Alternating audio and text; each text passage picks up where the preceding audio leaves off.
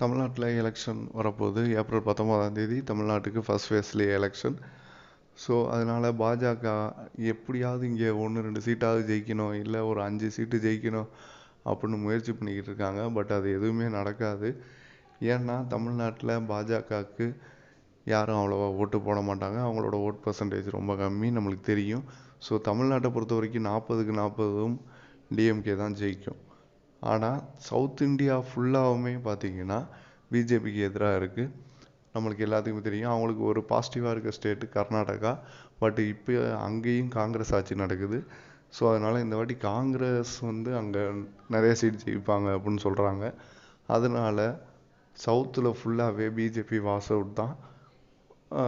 130 சீட்டில் அநேகமாக ஒரு 100 சீட்டுக்கு மேலே இந்தியா கூட்டணி தான் ஜெயிக்க போகுது. ஸோ இது பெரிய ட்ராபேக்காக இருக்கும் மோடிக்கு. ஏன்னா சவுத்துலேயே 100 சீட்டு போயிடுச்சுன்னா நார்த்லேயும் அவங்களுக்கு ஏற்கனவே ஜெயிச்ச அளவுக்கு வெற்றி வராதுன்னு சொல்கிறாங்க. இதனால் பாஜக தோக்கிறதுக்கு தான் வாய்ப்பு இருக்குது. Subscribe to the channel. Thank you.